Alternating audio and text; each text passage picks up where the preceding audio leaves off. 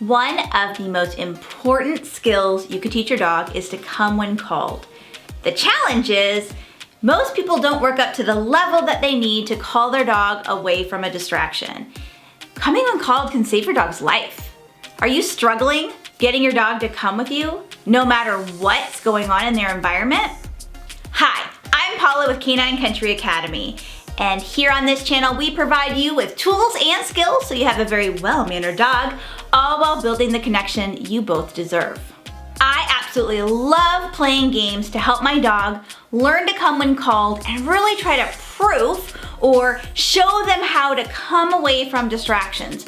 The problem many times is when we teach dogs to come when called, there's nothing else going on. We do it in our house, we do it in the training room, we do it in quiet areas, but then when there's another person, a dog, a squirrel, it's almost impossible to get them to come to us. And that's a real problem for me. If your dog isn't coming about 90% of the time that you're calling them, we've got real problems, folks. And what I wanna do is I wanna give you a really fun way to play games with your dog with a snuffle mat to get them to come away from distractions and really increase that percentage from wherever you're starting up to at least 90%.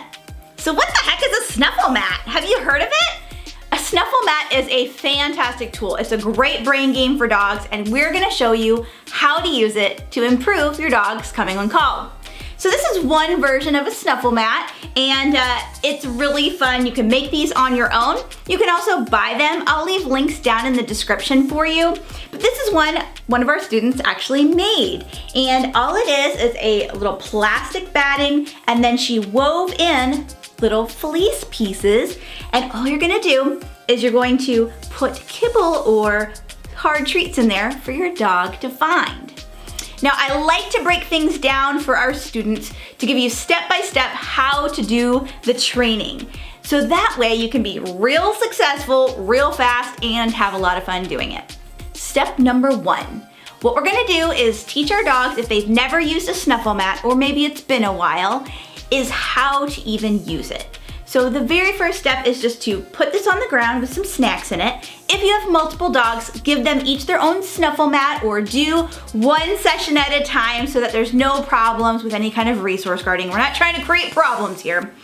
And you're just gonna let them sniff out the goodies inside. You don't have to do anything, you just set it up, let them have it. Always supervise them because they might think about chewing it and getting the goodies from there.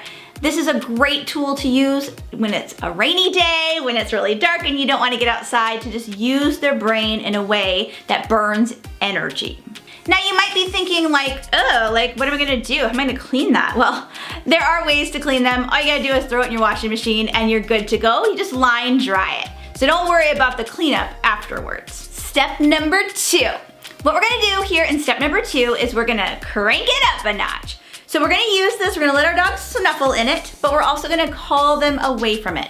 And you're gonna do this inside where it's a little bit boring. So a spare bedroom, a hallway, somewhere that you can have all the other dogs put away, and it's just you and the dog that you're working. Because we wanna start in low distraction environments and then crank it up to higher level distractions, because we want your dog to come away from a person, come away from another dog when you ask them to come.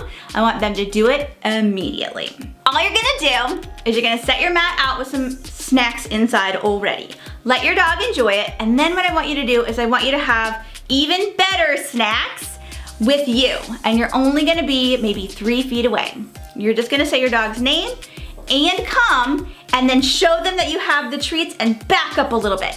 That backing up invokes that chase drive that most dogs like, and they will come to you. You're gonna give them a couple treats, tell them how amazing they are, and then you're gonna send them back to the snuffle mat with something like, go get it! And then you're gonna put some more treats in there and just keep that game going. You're gonna start about 3 feet away, but then as it's going good, your dog's really responding to it, you are going to move further and further away. If you want to step it up even more without going outside, if things are going well, you're getting about, 90% reliability, then what you can do if you have multiple snuffle mats is you can add more snuffle mats. You can call them away from different ones in different parts of your house and then send them back. The sending back is really reinforcing the desired behavior we want, which is coming towards us, by giving them what they want. There's actually a name for that. Have you heard of the pre-mat principle? So the pre-mat principle is actually what we're going to be utilizing in this game of recall away from the snuffle bat and then sending them back to it. The pre-mat principle is basically the concept of asking for something that you desire but that the animal wants, right? So think about it in terms of this. Had your parents ever said something like, eat all of your dinner or all of your green beans before you can have dessert? So you're doing the thing that they want, eating all the meal, and then the reinforcement is what you want, which is the dessert. So our dogs want the dessert. They want that snuffle mat, and so we are going to reinforce them not only by calling them away and giving them treats, but also sending them to what they want. Now that you and your dog are in sync, you're playing this game inside, you're making it more challenging inside, I want you to start taking this show on the road. You're gonna play this in your front yard, in your backyard, on your driveway. Do it in places that there's a little bit more distraction, but you're still gonna use your snuffle mat so that your dog still has that extra reinforcement.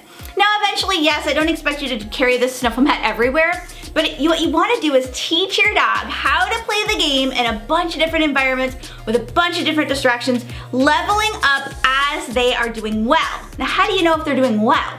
You're gonna know because they're gonna immediately come when you ask them. You should never have to ask your dog multiple times unless they simply just didn't hear you.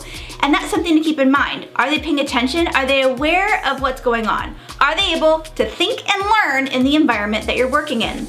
If not, you need to back up. You need to change something. Remember, training is circular, not linear. So you can always go back and reinforce parts that maybe get weak along your journey to training. I want you to get your dog to come when called 90% of the time instantly. Now, of course, if you can get more, I'd be even happier, right? So I want to make sure you guys have more tools and tricks to have that well-mannered dog. And in order to provide that for you, we have tons of videos here. Now what I want you to do is go watch this video talking about mental games for your dog. Now I know I labeled it for a rainy day, but these are great for any day. By using your dog's brain, you can actually work them more than even a walk or a run. You know that mental exercise is really important and your dog will bug you less when you want to relax at the end of the day. So go check it out and let me know how it goes.